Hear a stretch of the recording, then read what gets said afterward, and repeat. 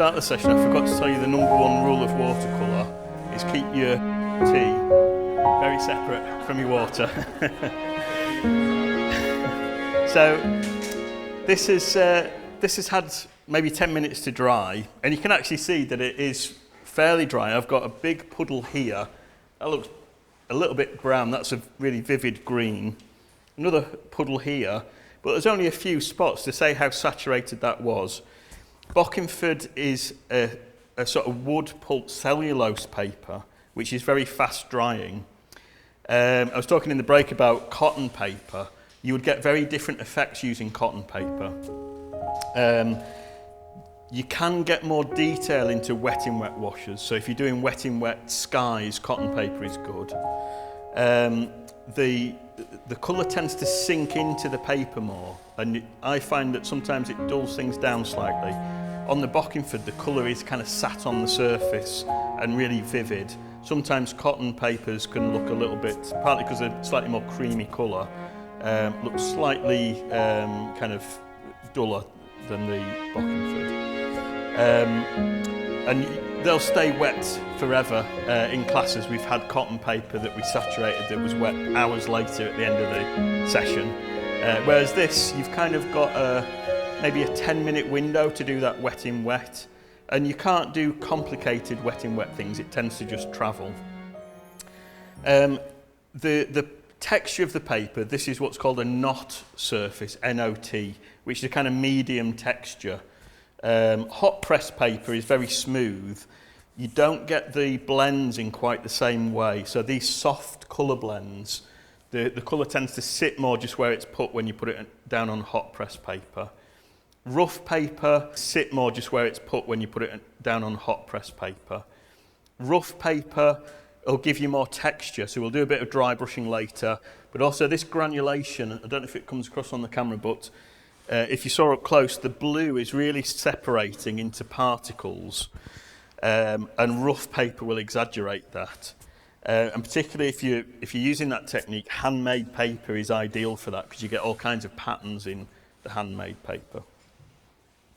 So I'm going to carry on. Remember that process of light to dark? This is really all of our light. Where I've got patches of white, I want to kind of fill in with colour. But really we're kind of moving on to darker tones. I can't really move these now, so I can't show you the palette, but you can imagine the palette is now full of blues, pinks, purples, greens. I can be a little bit messier with how those colours interact because I can start to dull things down. I was talking also about this colour scheme. It's quite a traditional set of colours: ultramarine, cobalt, Prussian, cadmium lemon and yellow, alizarin crimson, permanent rose. What I've done is removed the earth colours from a traditional palette. If you think about burnt umber, burnt sienna, yellow ochre, they're all kind of realistic colours. You get them in nature, but they will dull colours down very quickly. If I want those duller colours, what I can do is combine these primary colours to achieve those. We were talking about mixing greens, so I tend to mix greens from blues and yellows. A couple of interesting greens that I use straight from the tube. Green gold is a nice kind of slightly duller version of this cad lemon yellow, green and gold. Oxide of chromium, quite a nice sage green, but very opaque, so you've got to water it down. So let's just start to kind of fill in a few of those gaps. So I've got plenty of my cobalt blue left. So if I want more bluebells, I can come in and just kind of find a gap and fill it in. And of course, as this kind of meets those damp puddles, what's going to happen is it's going to create new colours and new shapes as it goes in. There's a lot of blue already on there, so maybe those gaps want to be filled in with more of a yellow-green. So the cadmium lemon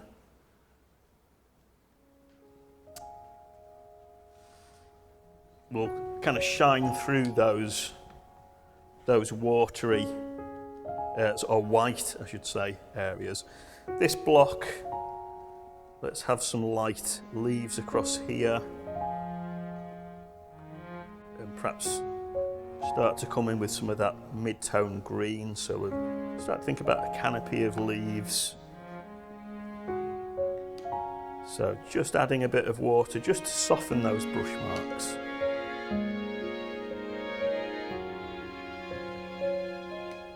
One technique that I would use a lot for foliage is spattering. So a big brush, this is a size 16.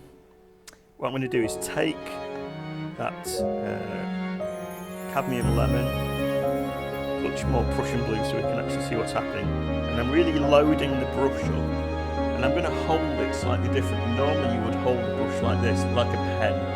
If you're working loose, the further up the handle you hold it, the less control you'll have, so the looser you'll be. But for spattering, I'm actually holding it underneath my hand like this, so I can just tap with my finger. So really load the brush up. If you can't spatter from the brush, maybe it's too dry, so it's already kind of dripping.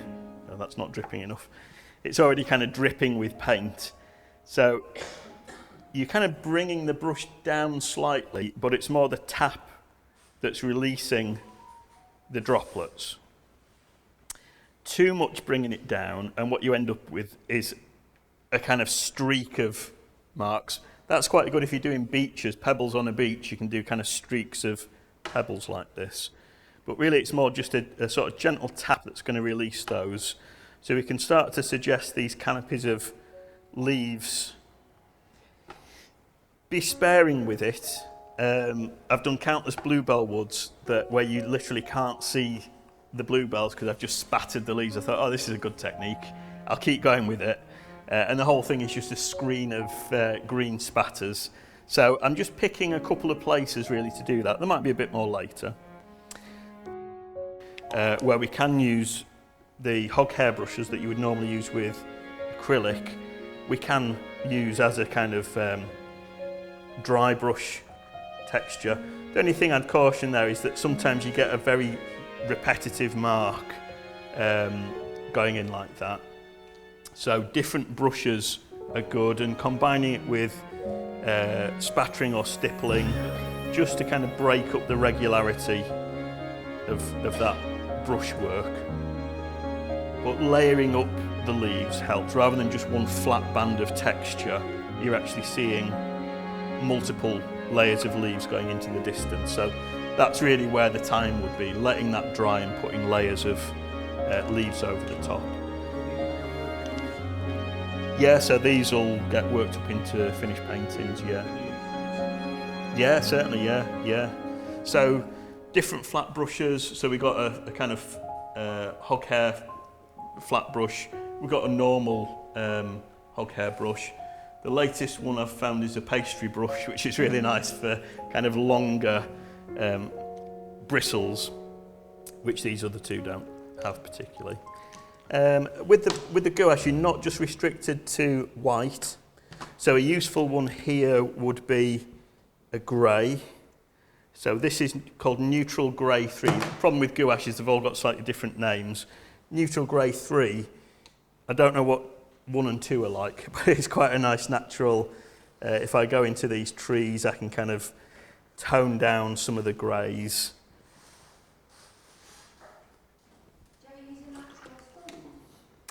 I tend not to use sponges. If I want to do work like that, I normally use a bit of kitchen roll. So if I go back in, I can kind of lift off, or I could then kind of print with the kitchen roll, and you'll get a similar kind of effect if you've got a scrunched up bit of kitchen roll. Can you use salt, to give it some texture? I tend not to use salt because I'm not sure what it's doing to the paper itself. So it does give a good texture, but... And the wax I used to use, but it's very unpredictable. So sometimes you think you've put down loads and you've barely put any down because you can't see the wax. And then sometimes you think you've put... Yeah, you've got texture, yeah. So it's more because it's quite unpredictable with the wax that I would tend not to use that. Because you're never quite sure exactly what you've put down. This talk, and I'm sure we've all learned something today. Thank you.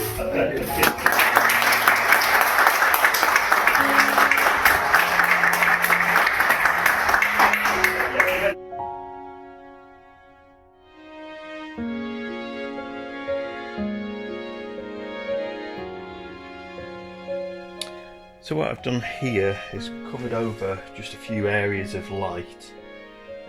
So where the light is showing through the trees particularly, any really nice bits of blending on the bluebells, but it's particularly the light areas that I want to cover, because I want now to get some tonal contrast in, go into some of these areas with some darker values. So 4 colours mixed for the flowers. I still don't want to muddy things with green with this next layer, so pure cobalt blue with permanent rose, cobalt blue with quinacridone violet, cobalt blue with quinacridone magenta.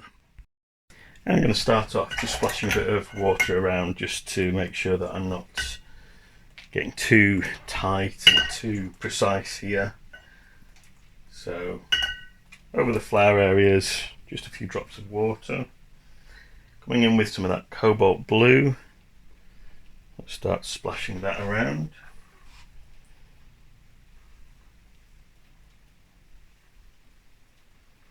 So we're back into that loose frame of mind again. We're not going to tighten up with this next layer. So let's bring some of that colour and start to fill in these gaps. So I'm really just trying to kill the white now. Just get some colour, bright colour, where I've still got white spaces. So small dabs, although it's a big brush, fairly small dabs. And then bringing in some of these blue purples, so the mixers combined with those quinacridones. Again, just going into the white, but we could also do a bit of spattering now with these purples.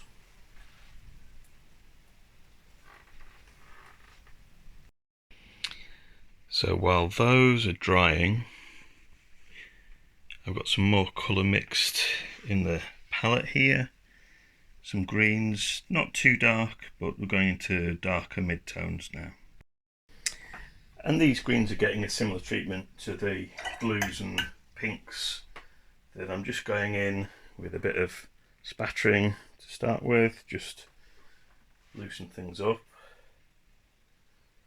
So I'm looking for any blank areas, particularly in the light green areas. If I go into the darker green areas, I'm not really gonna, this colour just won't stand out. So looking for the lighter greens, just getting a bit more texture in.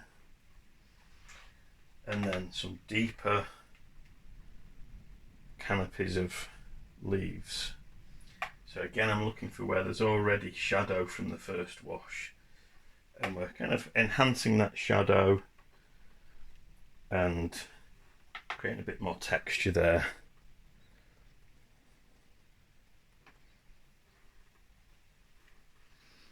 A little bit in the foreground, just bring those greens down in amongst the bluebells as well. There's going to be shadows down in the grasses and stems. And with a rigger now, so a long thin brush, I'm going to come into that foreground and just start to add a few vertical flicks, pretty random, but I'm just trying to suggest that there are grasses and stems here as well as flowers. So just suggesting the texture, so the viewer's going to pick up on that texture, and their mind is going to imagine that all of the greens here have that kind of grassy texture. A couple of shapes maybe sort of leaning over tufts of grass here and there, so it's not all vertical. Keep it messy, don't slow down, keep that energy, that sort of speed of brush mark, keep that going.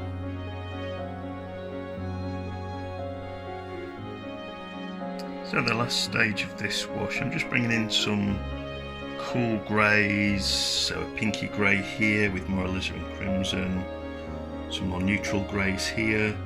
Combinations of my primaries, so the blue, so cobalt and Prussian, alizarin crimson, bit of cadmium lemon, cadmium yellow. So mixing primaries to get these cool greys. And then we're going to go into the trees more heavily with another layer. So let's get some pinky grey here. This is going to stand out quite nicely.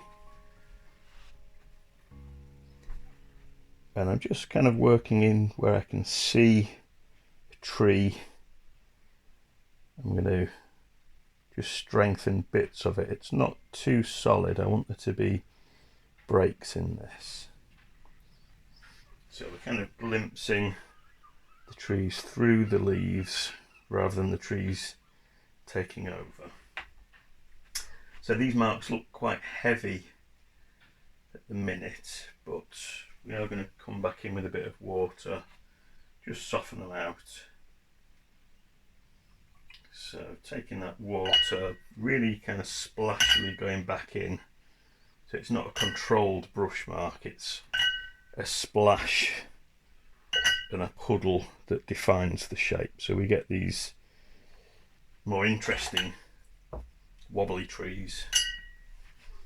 Bring a bit more grey back in. Let's come in with a suggestion of more branches. Just a quick brush mark, so keeping that fast, kind of loose energy.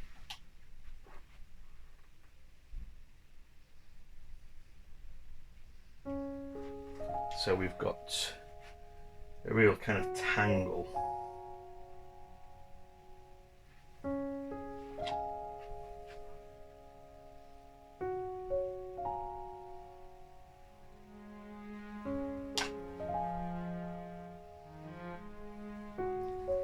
So these two trees look a bit similar. So let's maybe cut one against this. So again, splashing a bit of water so it's tangled, massive twigs. Maybe this area is quite dense with trees and branches. Here, let's accentuate that horizontal, so there's going to be lots of twigs and branches kind of sweeping across this area. Here, let's go a bit more vertical. So the two sections start to look different, just in terms of shapes. Here we're kind of tying this area here, these shapes to match. Don't forget that water, just kind of break up the brush marks that you're doing.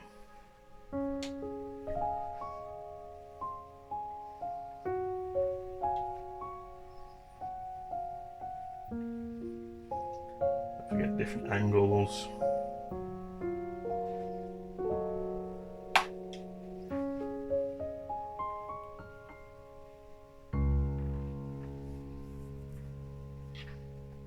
And I'm not too worried about the green. The grey and the green can kind of run together.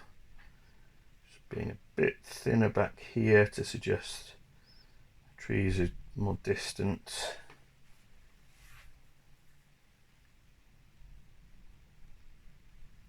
So we'll leave it at that, but there's more twigs to come. So the reveal now, hopefully, we've still got plenty of interesting light areas that we can work into. So we've got a good variation of light and dark on both paintings. So it just made sure that we preserved those first light washes. So finishing touches, still a little bit wet. It's just really adding a few more leaves, a few more branches. There's the odd tree trunk gone in just to get a bit more balance of shapes. And we'll see how that dries.